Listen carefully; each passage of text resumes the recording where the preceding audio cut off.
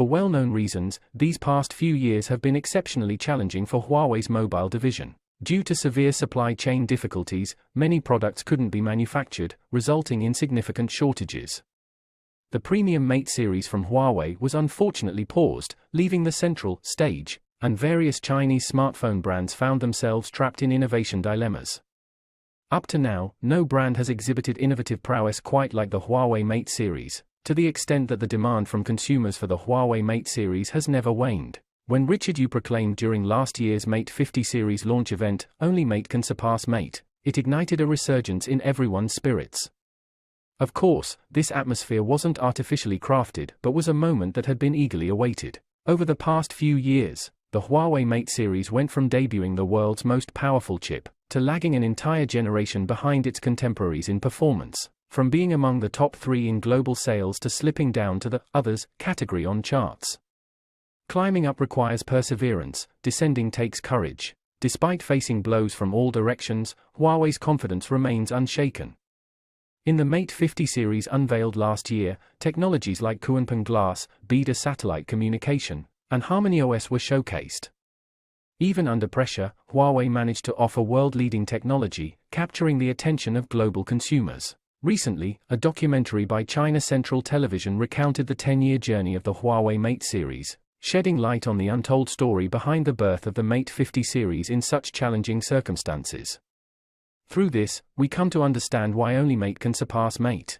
Huawei's ascent from obscurity to becoming China's #1 and the world's second-largest smartphone brand has been a decade-long effort, transitioning from a disruptor to a frontrunner in the global mobile terminal business. The challenges faced by Huawei's mobile division are beyond our imagination. In the words of Richard Yu, a decade ago, the challenge was that no one recognized the Huawei brand, no one knew about Huawei. But today, after 10 years, we have accumulated numerous core technologies and capabilities. However, we don't have products to offer to everyone. Let's rewind to the year 2020. Core technologies were restricted, the supply chain was constrained, and our market share was continuously eroded. Even Huawei's terminal business experienced a drastic decline in revenue, almost a halving, resulting in significant losses among our channel partners. In a state of helplessness, Honor chose to independently set forth on its own path. These past 2 years of experiencing the darkest moments have pushed Huawei to a historical low point. But for a fiercely innovative company like Huawei, which places technology at its core belief, sinking into oblivion is simply not an option. No matter the magnitude of difficulties, we must remain steadfast and keep moving forward until we see the dawn. As a representative of China's tech enterprises, Huawei's achievements today are deeply intertwined with nearly 3 decades of continuous efforts and investments amounting to billions of dollars in innovation and research and development. It's known that Huawei has invested approximately 845 billion renminbi in R&D over the past decade, with an annual investment of over 20 billion renminbi in basic research alone. Simultaneously, over half of Huawei's employees are engaged in research and development. In 2021, there were around 107,000 individuals engaged in research and development at Huawei, accounting for approximately 54.8% of the total company workforce. From October 22, 2020, to September 6, 2022, after waiting for 684 days, the Huawei Mate 50 series finally met consumers. After more than 2 decades of strategic planning, the Beta system evolved from an idea to reality, and Huawei for the first time integrated the complexity of satellite terminals into a smartphone. Now, the Mate 60 Pro sets off with even greater vigor, continuing the myth of why only Mate can surpass Mate. On August 29, the official Huawei Terminal Weibo account announced the launch of the Huawei Mate 60 Pro Pioneer Program.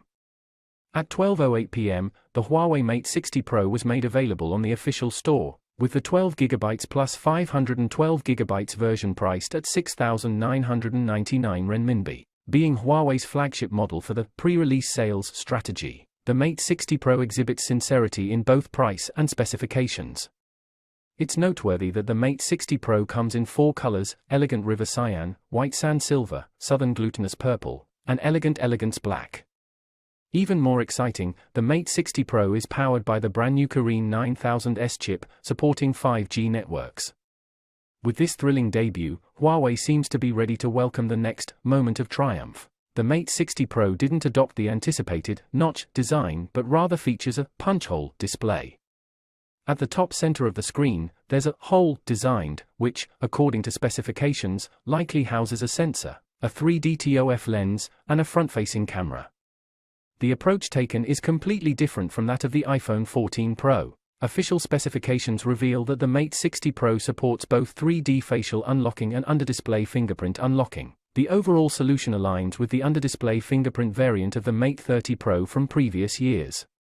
Thanks to new sensors, the Mate 60 Pro also supports smart functions such as AI-based air gestures, intelligent touchless payment, and the ability to keep the screen on while the user is looking at it. The Mate series has always been Huawei's flagship lineup, so what most people are interested in is the processor and communication capabilities of the Mate 60 Pro. It is powered by the new Kirin chip, the Kirin 9000S.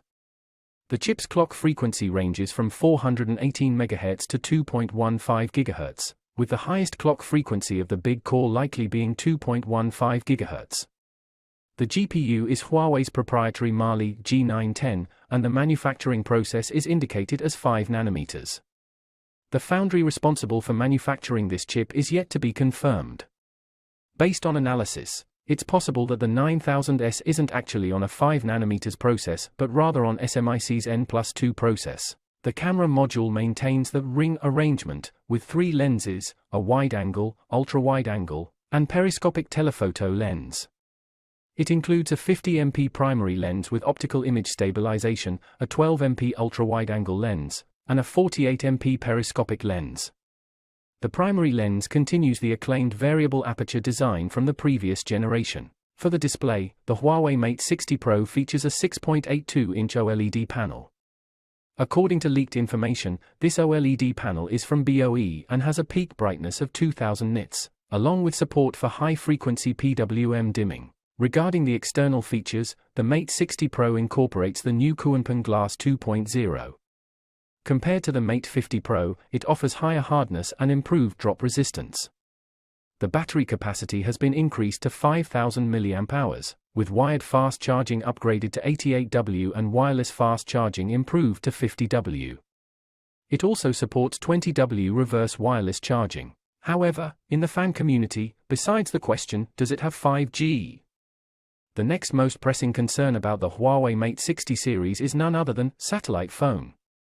Yes, you heard that right, satellite phone. Being the world's first mainstream smartphone capable of making satellite calls, the Huawei Mate 60 Pro has truly broken new ground compared to the previous generations of one-way satellite messages and two-way satellite messages.